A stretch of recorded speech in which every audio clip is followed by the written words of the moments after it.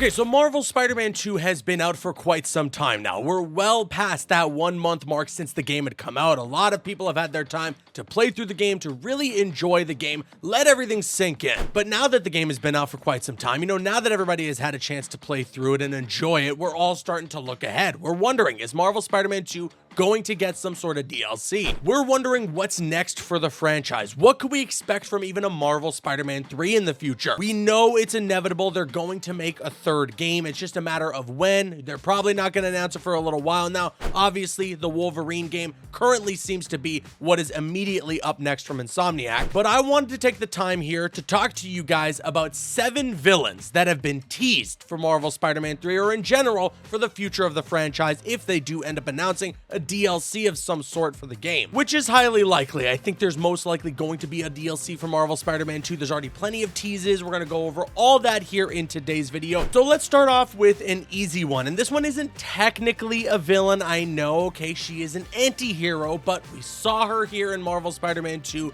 We can expect to see her at some point again in the future, and that is Yuri Watanabe, or as we now know her, Ray. In the comics, she does kind of become an anti-hero, but she starts off as an adversary for Spider-Man, and that's sort of the path that we lead down here in this game. They butt heads, they go toe-to-toe. Inevitably, they're on the same side, but there are still some things there that Spider-Man doesn't agree with, and I imagine we're going to see a bit more of that when we see more interactions with these characters in the future. And this one is a bit more obscure, and I wouldn't say this one is absolutely 100% confirmed, but I feel like they've referenced and talked about this character enough to the point where this is certainly a villain that they can utilize in the future, and that's Dr. Morgan Michaels, or he is also known as Morbius. Dr. Morgan Michaels was a character that we actually interacted with and worked with in the first Spider-Man game. He helped develop the cure for the Devil's Breath. He doesn't pop up in Marvel Spider-Man 2. However, when you're searching through Connor's house, when you're trying to find out if he's become the Lizard, what's going on with Kirk Connors,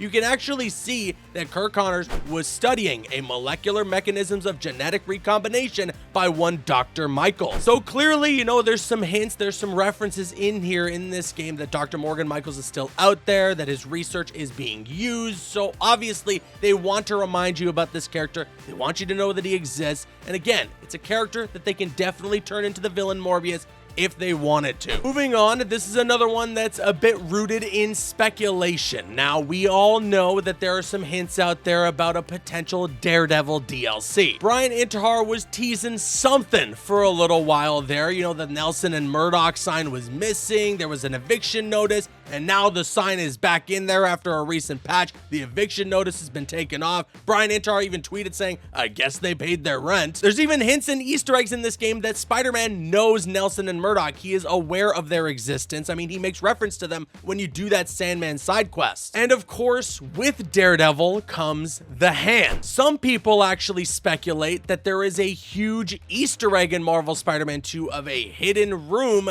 that may be referencing The Hand. This may be The Hand's secret hideout. It just popped up out of nowhere. Somebody found it in the open world. There's a weird red flag outside, a flashing red light on the inside of the room, a random symbol that nobody can decipher as to what it could be for. There's guns and swords laid out. So again, a lot of people are speculating that this most likely has to do with The Hand, and there's potentially going to be a Daredevil DLC on the way, or at least maybe if we get to a Marvel Spider-Man 3, we're going to see some other Marvel heroes start to pop up, specifically with our boy Daredevil. And that would be just as exciting for me as it would be if you scroll down and hit that like button on the video right now. All right, next up, all you guys remember the really fun side mission where you're chasing around those drones. For me, this did a great job at showcasing how much fun you can have with the web wings. You're essentially Superman when you're playing this side quest, chasing around these drones, staying in the tunnel, slipping through buildings sometimes. It was quite a bit of fun. And at first, this side quest is super confusing. When you catch these drones, it always matches you to a random person. And at first I was like, what is going on here? Why is Kraven tracking just a bunch of random nobodies? And then as you started to do more of them, well, with me, it inevitably clicked. Oh my goodness, he's tracking Chameleon,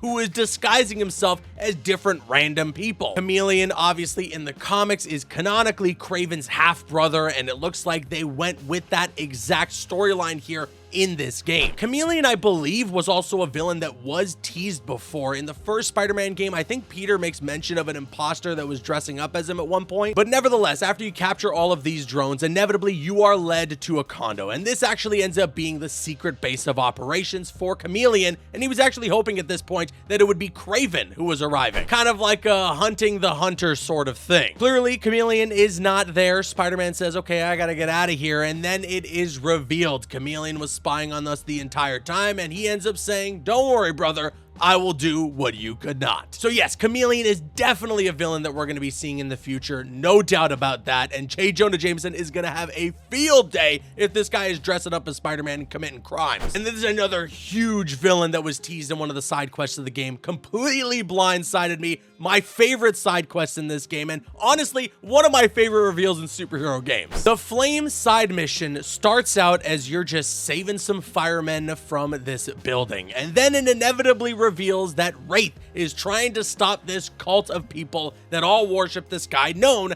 as the Flame. As you get deeper into the investigation, it's revealed that the Flame is the one and only Cletus Cassidy. And in my mind, I never thought they were going to go there. I thought, okay, it's cool they got Cletus in the game, obviously with Venom in here, the symbiotes, he's a big part of that too. But I was like, they're not going to do Carnage. This is just a fun little nod to include Cletus Cassidy into this game, and that's probably it. But then Insomniac completely comes out of nowhere. At the end of the side quest, it's revealed that Cletus does have a vial of the symbiote. It starts to turn red, and he makes note that there's going to be truth and judgment and carnage. Now, myself and a lot of other people in the community hope that this is going to be something that they're saving for a DLC. I kind of would like for the whole symbiote storyline to be wrapped up within Marvel's Spider-Man 2. I don't really want to see it carried over into Spider-Man 3. I'm also just intrigued as well as to how that symbiote ended up surviving when at the end of the game, we eradicate the symbiotes entirely. I think even doing something where the DLC where you fight Carnage takes place before the end of the game would be a bit weird, considering there's no mention of that whatsoever when you get to the end of the game. So maybe they'll just have to write it off that when it was in that vial, it was protected by whatever blast was emitted that got rid of all the symbiotes in the city. We'll have to wait and see on that. Definitely going to keep my eyes peeled. I am hoping though that there is going to be DLC for this game, because if we get to fight Carnage, that would be incredible. And then these last two are also very, very obvious. These are the ones that you already knew when you clicked on this video. The post-credit scene of Marvel's Spider-Man 2 shows one Norman Osborn heading to the raft to talk to his old friend. And it looks like we are set up here for a big team up with the Green Goblin and Doc Ock. Octavius says he's writing the final chapter. Some people are even speculating that we might get Superior Spider-Man.